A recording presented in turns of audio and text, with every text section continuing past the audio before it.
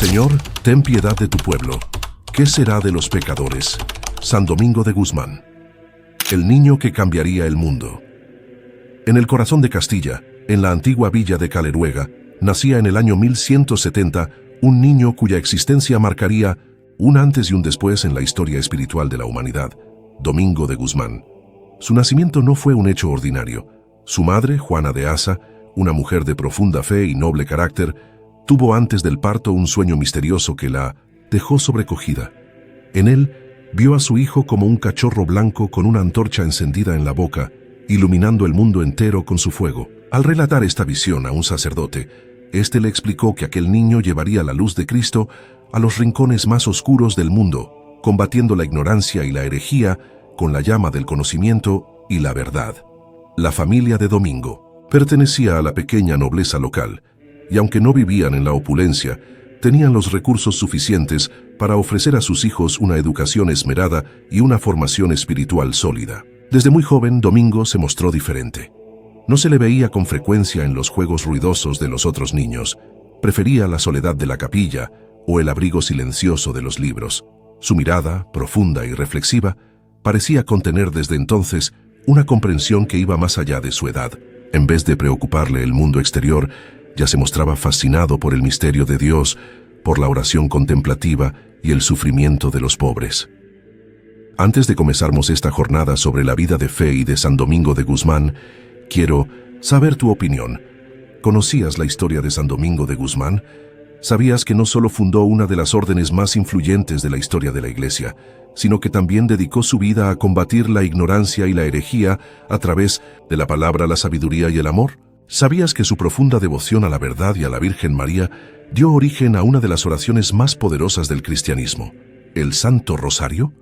¿Y sabías que su legado se extendió por toda Europa en apenas unos años, transformando la vida de miles de hombres y mujeres, y que aún hoy su espíritu sigue vivo en conventos, universidades y comunidades de fe en todo el mundo? Escribe en los comentarios. Leeré todos y dejaré un corazoncito en tu comentario. Aprovecha para suscribirte al canal, dejar tu like y compartir con tus amigos para no perderte ningún video. A los 14 años, fue enviado a Palencia, donde estudió artes liberales y más tarde teología, una de las pocas ciudades en toda la península ibérica que contaba con una escuela prestigiosa. Allí, sus profesores quedaron asombrados por su inteligencia despierta, su capacidad de memorización y sobre todo su humildad. Nunca se jactaba de sus conocimientos y usaba todo lo que aprendía para ayudar a sus compañeros. Pero lo que realmente impactó a quienes lo rodeaban ocurrió durante una gran hambruna que azotó la ciudad. Mientras muchos huían o se encerraban en sus casas, Domingo tomó una decisión radical. Vendió todos sus libros, manuscritos valiosos copiados a mano y considerados tesoros personales para cualquier estudiante, para comprar pan y alimento para los necesitados. Ese acto de desprendimiento causó una impresión profunda en quienes lo presenciaron. Para Domingo, los conocimientos no valían nada si no se ponían al servicio del prójimo.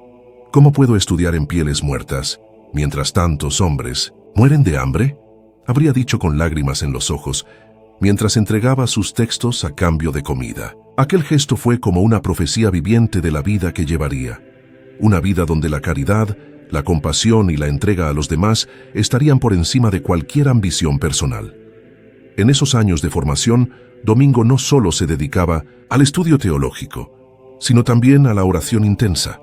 Pasaba horas de rodillas, muchas veces en la oscuridad de la madrugada, elevando súplicas al cielo. Quienes convivían con él empezaron a notar que había algo diferente en su manera de orar, un fuego interior, una intensidad, una cercanía con lo divino que no podía explicarse con palabras.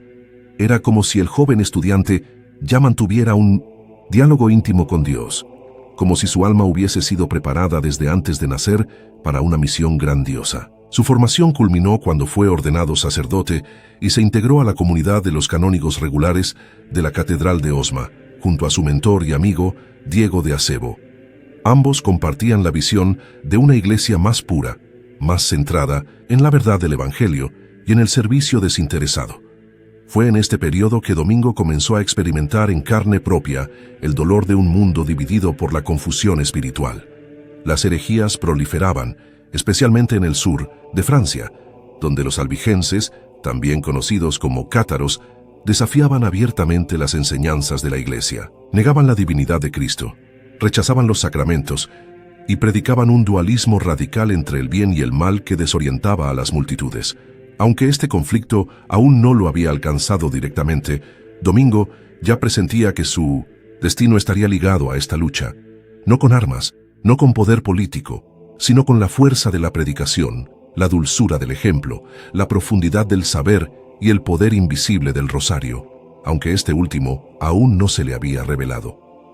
En la calma monástica de Osma, entre las piedras antiguas de la catedral y las austeras celdas del convento, Domingo fue madurando una visión silenciosa pero ardiente. Su anhelo era reformar el corazón humano desde su raíz, no imponer, sino convencer, no condenar, sino despertar.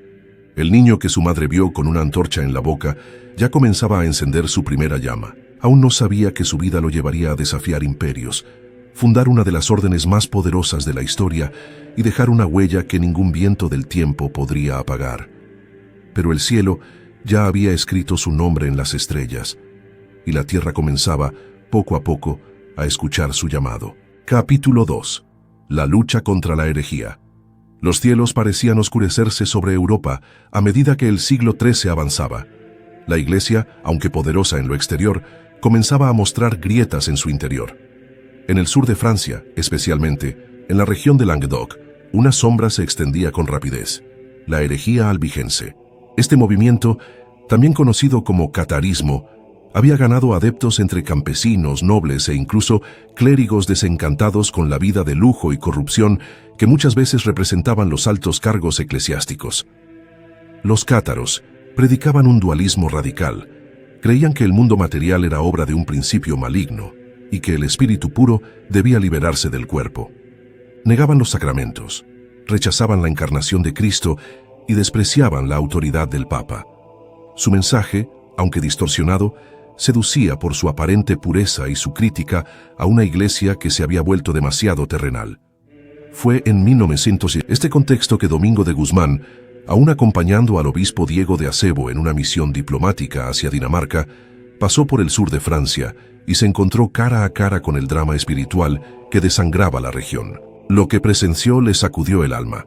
Poblaciones enteras arrastradas por falsas doctrinas, conventos vacíos, iglesias profanadas y predicadores heréticos que hablaban con pasión y convicción, mientras los representantes oficiales de la Iglesia vivían rodeados de lujos y comodidades, incapaces de responder con el mismo fervor. Domingo comprendió de manera inmediata que aquel no era un conflicto que pudiera resolverse con decretos o castigos, sino con humildad, conocimiento profundo del Evangelio y una vida de testimonio radical.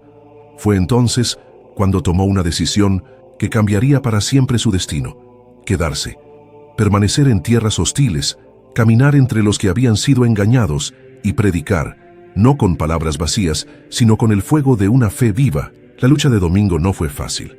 Caminaba a pie, sin oro, sin escoltas, sin poder. Dormía en el suelo, compartía la comida de los pobres y hablaba de Dios con lágrimas en los ojos. Su lenguaje no era autoritario, sino persuasivo. No humillaba a sus oponentes, sino que los escuchaba con paciencia, refutando sus errores con sabiduría, citando las Escrituras y, sobre todo, mostrando una vida coherente con lo que predicaba. Era esta coherencia lo que más impactaba.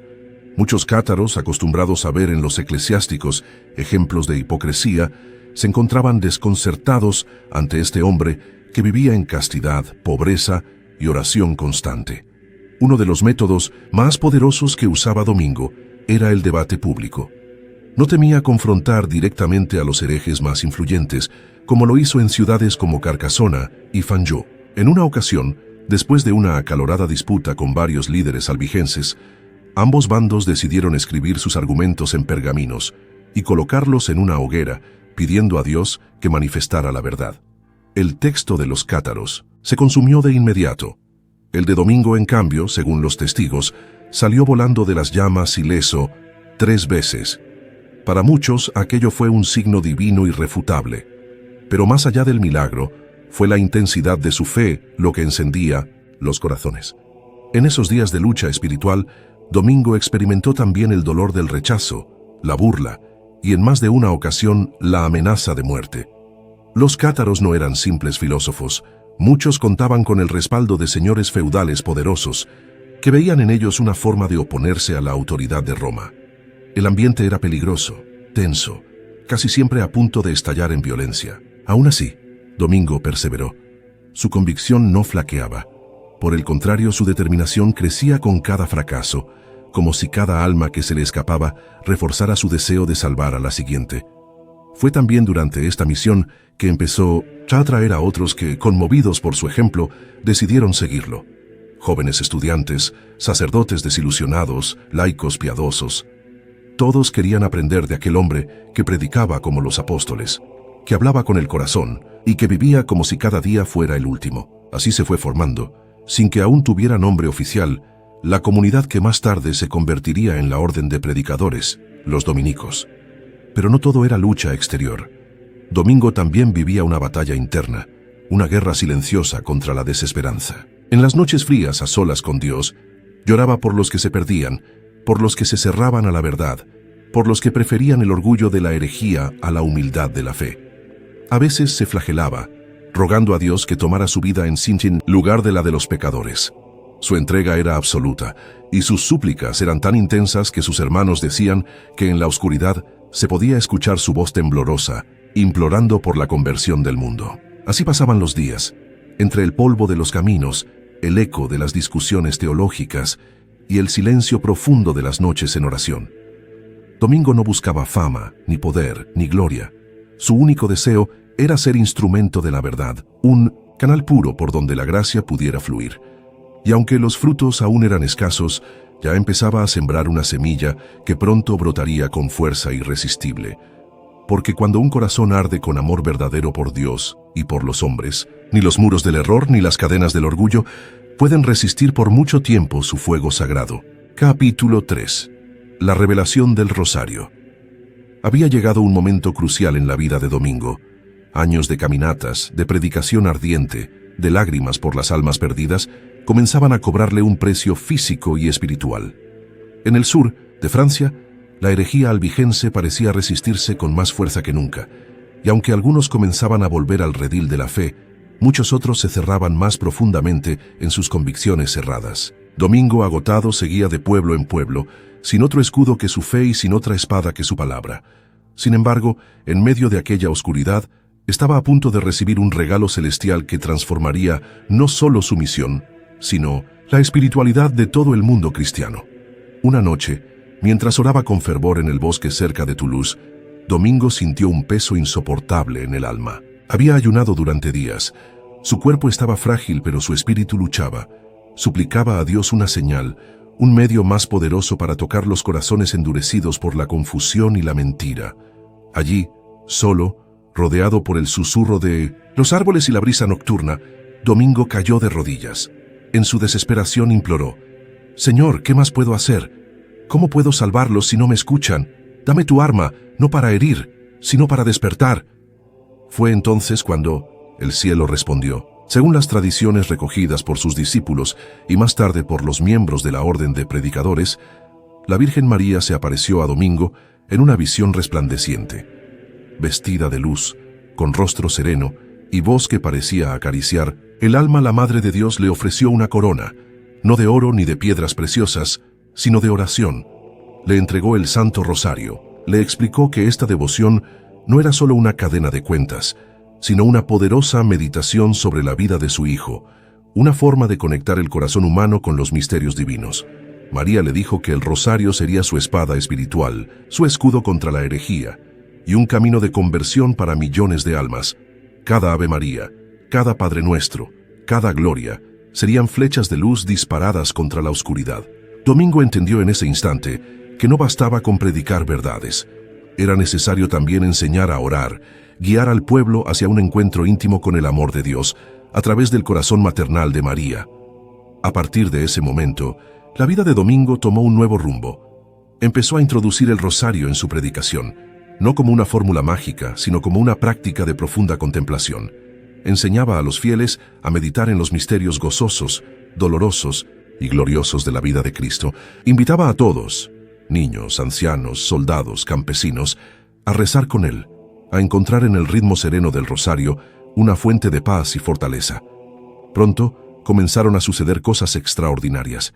En pueblos enteros, donde antes reinaba la confusión herética, el rezo del rosario trajo unidad. Personas que nunca habían asistido a misa comenzaron a llenar las iglesias. Familias enteras se reconciliaban después de años de rencor. Y, aún más asombroso, muchos cátaros, al escuchar hablar de María con tanta ternura y claridad, comenzaban a cuestionar sus propias creencias, porque la figura de la Virgen, tan negada por los albigenses, se les revelaba ahora como una madre dulce que no acusaba, sino que acogía. El rosario, sencillo y profundo, se convirtió en una revolución espiritual. Domingo no lo utilizaba como arma de imposición, sino como un puente. En medio de tensos debates, lo ofrecía a sus oponentes con humildad. Les pedía que rezaran con él antes de discutir, y a menudo sucedía el milagro. Al finalizar el rezo, muchos ya no deseaban combatir con palabras, sino escuchar en silencio. Algo en el corazón se ablandaba, algo sagrado nacía.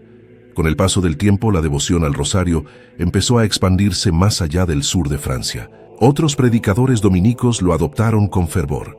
Y aunque aún no existía en la forma estructurada que conocemos hoy, con misterios completos y 15 decenas, el núcleo estaba allí.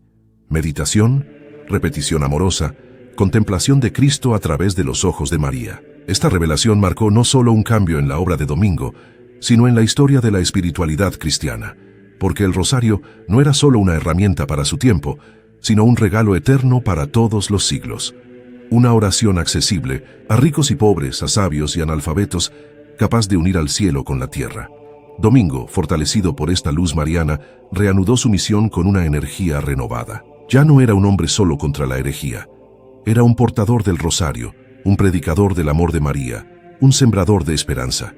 Y aunque los caminos seguían siendo difíciles y la resistencia era fuerte, algo en el ambiente había cambiado. Las cuentas del rosario que colgaban de su cinturón no eran adornos. Eran sus armas silenciosas, sus compañeras constantes, su recordatorio de que, en la lucha por la verdad, el amor siempre tendría la última palabra. Capítulo 4. Milagros y conversiones. Las colinas del Languedoc seguían siendo testigos de una batalla espiritual sin tregua. Pero ahora, con el rosario en sus manos y el fuego del Espíritu en su voz, Domingo de Guzmán caminaba como un guerrero, de luz entre la sombra. Las semillas que había sembrado con lágrimas comenzaban a florecer. Lo que antes parecía imposible, la conversión de los corazones más endurecidos, se volvía realidad, una y otra vez, ante los ojos asombrados de los testigos.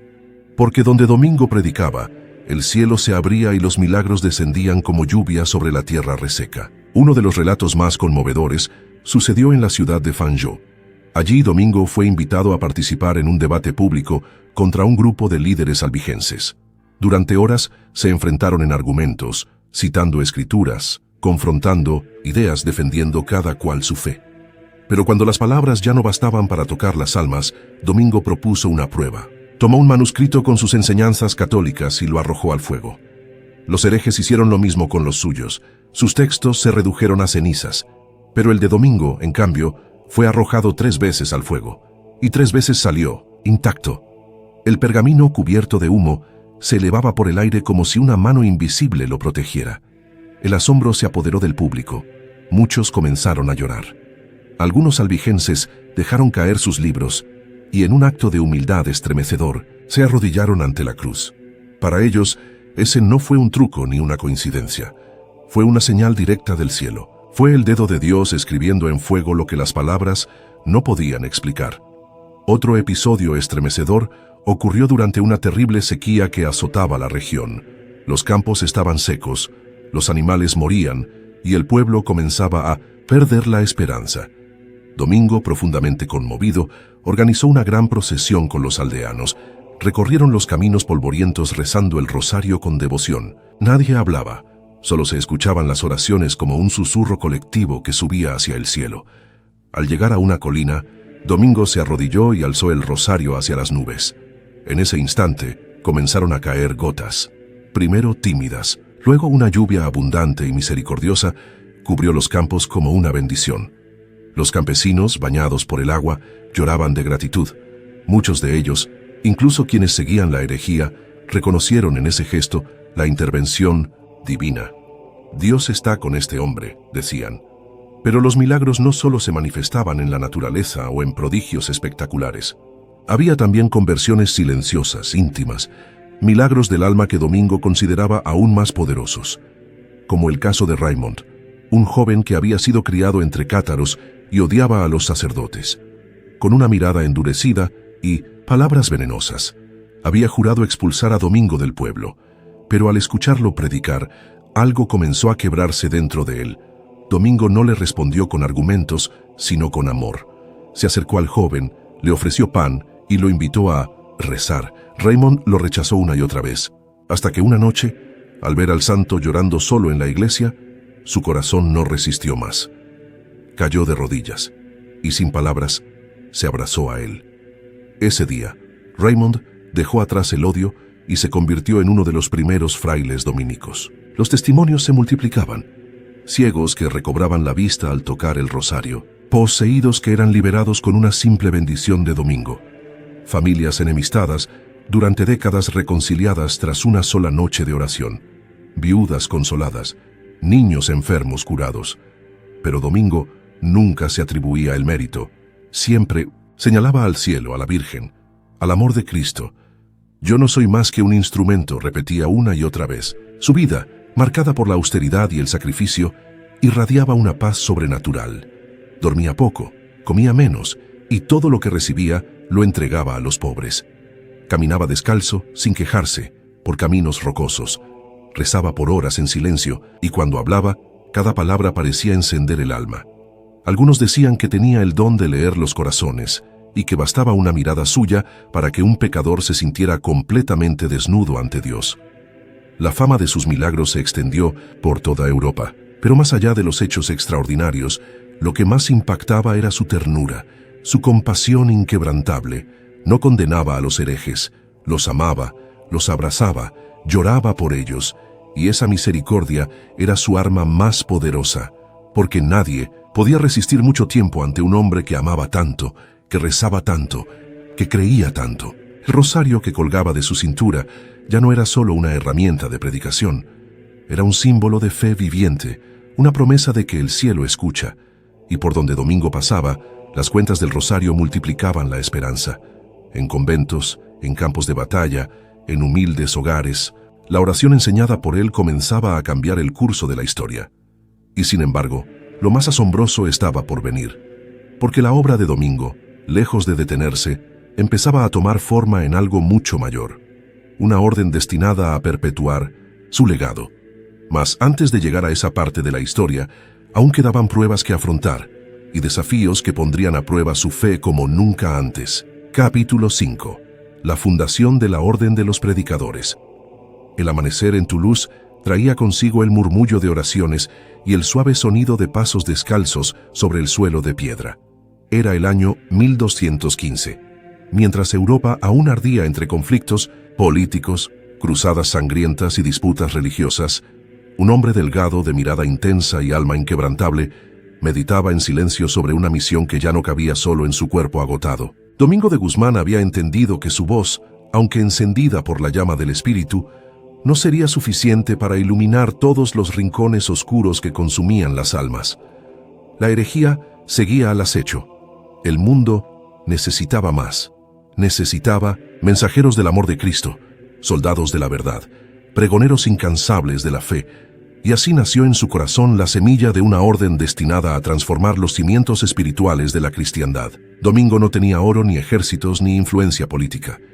Su única riqueza era la fe viva, el rosario colgado a su cintura y una convicción que ardía por dentro. A su lado, pocos hermanos, hombres convertidos por su ejemplo, seguidores que lo habían dejado todo para andar descalzos junto a él, vestidos solo con humildad y una túnica sencilla. Entre ellos, jóvenes estudiantes, antiguos herejes transformados, monjes inquietos con sed de más verdad. El carisma de Domingo no se imponía por la fuerza, sino por la dulzura que curaba heridas profundas, por la firmeza que no juzgaba, sino que iluminaba.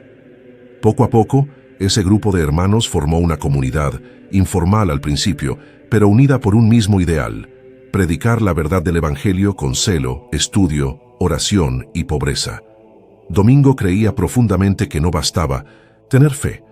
Era necesario comprender, estudiar, sumergirse en las Escrituras con inteligencia y profundidad. Así, a diferencia de otras órdenes religiosas de la época que priorizaban el aislamiento del mundo, él deseaba que sus hermanos estuvieran en las ciudades, en las universidades, en los caminos, entre el pueblo. Que llevaran la luz de la verdad a todos los lugares, con palabra clara, ardiente y fundamentada. La primera gran confirmación llegó cuando viajó hasta Roma a finales de 1215 para asistir al Cuarto Concilio de Letrán, convocado por el Papa Inocencio III. Allí, entre los grandes líderes eclesiásticos, Domingo presentó su propuesta: una nueva orden religiosa dedicada a la predicación itinerante, a la defensa de la ortodoxia y a la formación teológica. Muchos se sorprendieron. No era común fundar nuevas órdenes en aquel tiempo, especialmente con un modelo tan audaz, pero la pureza de su espíritu y la claridad de su misión tocaron los corazones adecuados. El Papa Inocencio, impresionado con la santidad de aquel hombre y los frutos ya visibles de su trabajo, le dio su bendición inicial. Sin embargo, fue su sucesor, Honorio III, quien finalmente aprobó oficialmente la fundación de la orden en 1216. Así nació la Orden de los Predicadores, Ordo Praedicatorum, más tarde conocida como Orden Dominicana. El nombre lo decía todo. No serían monjes encerrados, sino predicadores activos. Hombres de estudio y oración, pero también de acción. Y Domingo los preparaba con rigor. Exigía disciplina, profundo conocimiento de las Escrituras, habilidad en lenguas, dominio de la retórica, además de una vida ejemplar de castidad, obediencia y pobreza radical. A diferencia del lujo que muchos criticaban en el clero de la época, los dominicos andaban descalzos, vivían de limosnas y se negaban a poseer bienes personales. Sus casas eran sencillas, sus comidas frugales. Pero lo que les faltaba en oro, les sobraba en pasión por la verdad. En poco tiempo, la fama de la nueva orden se extendió por toda Europa. Jóvenes de universidades como París y Bolonia dejaban sus vidas cómodas para seguir el camino de Domingo. Ciudades que antes estaban sumidas en la confusión doctrinal, ahora se iluminaban con la llegada de los predicadores de túnica blanca y capa negra. Domingo, sin embargo, no se envanecía. Seguía sencillo, durmiendo en el suelo, rezando horas enteras, intercediendo por las almas del mundo. Cuando no estaba enseñando a sus hermanos, predicaba a multitudes o consolaba a los que sufrían. Decía que el verdadero predicador es aquel que habla con Dios antes de hablar sobre Dios. Por eso, el silencio y la contemplación eran tan importantes como la elocuencia pública. Al fundar la orden, Domingo también puso a las mujeres bajo su protección espiritual. Fundó conventos para mujeres convertidas, dándoles una vida de oración y estudio. La comunidad de las dominicas también creció rápidamente, siendo una parte importante de oración e intercesión para la misión de los predicadores. Pero con el crecimiento de la orden vinieron también desafíos. No todos veían con buenos ojos ese nuevo movimiento. Había críticas, persecuciones veladas, disputas internas y, sobre todo, estaba el dolor de ver que no todos se convertían, que la herejía aún hacía víctimas, que el mundo seguía herido. Domingo sufría profundamente por cada alma perdida. Sus noches estaban marcadas por lágrimas silenciosas. Ya ante el crucifijo, solía decir: «Dios mío, ¿qué será de los pecadores?». Y aunque estuviera rodeado de discípulos, nunca se alejaba de los más pobres. Daba todo lo que tenía, y cuando ya no le quedaba nada que ofrecer, se ofrecía a sí mismo. Se cuenta que una vez, al ver a un grupo de mendigos hambrientos, entregó a los pobres incluso los libros de la orden, diciendo: «No podemos estudiar sobre Cristo e ignorar al Cristo hambriento que pasa frente a nosotros». El fuego que comenzó en el corazón de un simple castellano, ahora ardía en cientos de almas, dispuestas a seguir sus pasos. La orden de los predicadores estaba lanzada, y mientras el mundo observaba este nuevo movimiento con sorpresa y esperanza, algo más profundo se preparaba: la inminente despedida de su fundador. Porque el cuerpo de Domingo, exhausto de tanto amar, comenzaba a dar señales de que su misión en la tierra se acercaba a su fin. Capítulo 6. El legado eterno de Santo Domingo de Guzmán. La mañana del 6 de agosto de 1221, en el convento de Bolonia, la luz del amanecer entraba suavemente por las rendijas de una pequeña celda de piedra. Allí, postrado en un lecho humilde, rodeado de sus hermanos dominicos y envuelto en el silencio sagrado de la oración, yacía el cuerpo desgastado de Domingo de Guzmán. Su respiración era débil, pero su rostro irradiaba una paz que parecía no pertenecer a este mundo. Los que estaban a su lado lloraban en silencio, sabiendo que se acercaba el final del hombre que había encendido una llama que ninguna sombra podría apagar. Domingo no temía a la muerte. Su vida había sido una ofrenda continua, y en ese instante, más que nunca, su alma parecía ya pertenecer al cielo. En los últimos días, había rechazado todo consuelo. Eligió morir en el suelo, sobre un puñado de cenizas como señal de la humildad que marcó su existencia. En lugar de lamentos, pedía que rezaran. En vez de homenajes, suplicaba silencio y confianza en Dios. «No lloréis por mí», susurró en su lecho, «cumplid vuestra misión. Predicad la palabra, defended la verdad, amad a los pobres. Allí donde no llegué, llegaréis vosotros». Cuando finalmente exhaló su último aliento, una extraña serenidad descendió sobre el convento. Algunos hermanos aseguraron haber sentido un perfume inexplicable. Otros afirmaron haber visto una luz celestial envolviendo su cuerpo. Pero más allá de cualquier señal sobrenatural, lo que era evidente era que su partida no marcaba un final, sino un principio. Porque con su muerte Domingo no desaparecía, se multiplicaba. Apenas habían pasado unos años desde la aprobación de la Orden de los Predicadores, pero ya se extendía por Francia, Italia, España, Alemania e incluso tierras más lejanas. Los frailes dominicos eran ahora cientos, luego serían miles. Jóvenes eruditos dejaban universidades para vestir el hábito blanco con la capa negra. Hombres y mujeres cambiaban radicalmente sus vidas al escuchar las predicaciones ardientes de los discípulos de Domingo. Él ya no estaba entre ellos físicamente, pero su presencia se sentía en cada convento fundado, en cada alma convertida, en cada batalla contra la ignorancia y la herejía. El legado de Santo Domingo era ante todo espiritual, una nueva manera de vivir el Evangelio en la que contemplación y acción caminaban juntas. La oración silenciosa se convertía en fuerza para la predicación. El estudio profundo de las Escrituras era un acto de amor a la verdad. La pobreza no era solo renuncia material, sino libertad interior. La fraternidad no era solo convivencia, sino un reflejo del amor trinitario. Pero su legado también fue intelectual y cultural. Los dominicos se convirtieron en pilares del pensamiento teológico y filosófico de la Edad Media. Grandes nombres como Tomás de Aquino, Alberto Magno y Catalina de Siena bebieron directamente de la fuente espiritual que Domingo había cavado con sudor y lágrimas. No era solo una orden de predicadores, era una orden de maestros, de escritores, de consejeros espirituales y de mártires. Domingo entendía que para combatir el error era necesario más que buena intención. Se necesitaba conocimiento, claridad, firmeza y misericordia.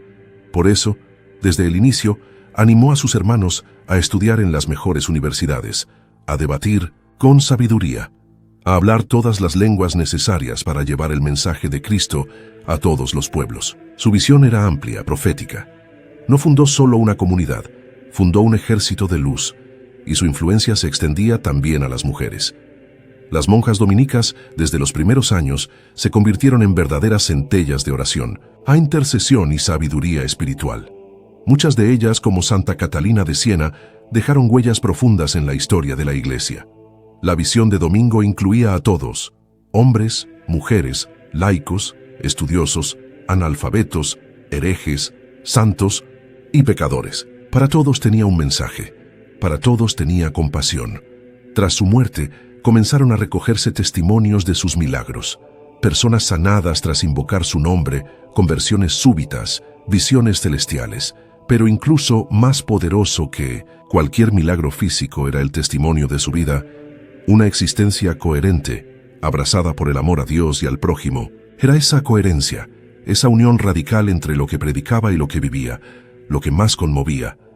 En 1234, apenas 13 años después de su muerte, el Papa Gregorio IX lo canonizó oficialmente como santo. Pero para sus seguidores, Domingo ya era santo desde mucho antes. Su imagen comenzó a expandirse en pinturas, esculturas y relatos. Se le representaba con el rostro sereno, sosteniendo una flor de lis, símbolo de pureza, o con un libro y una antorcha, emblemas de sabiduría y luz. A menudo se le veía con el rosario en la mano, recordando aquel regalo que, según la tradición, la Virgen María le había confiado para salvar almas.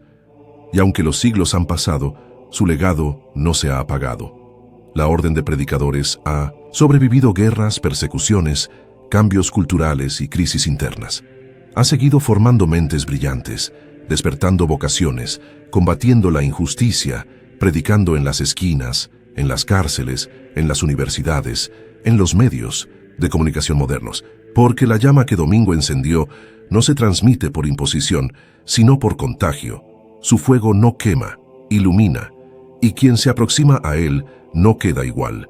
Aún hoy, en conventos silenciosos, en aulas universitarias, en aldeas remotas de África o en barrios marginales de América Latina, hay hombres y mujeres que viven según el espíritu que él dejó, que se levantan temprano para rezar, estudian con fervor y salen a las calles para anunciar la paz, que lloran por los pecadores, que se sacrifican por los pobres, que viven sin nada para ofrecerlo todo. Y es ahí, justamente ahí, en medio de la vida común y de los dolores del mundo, donde el espíritu de Santo Domingo sigue respirando,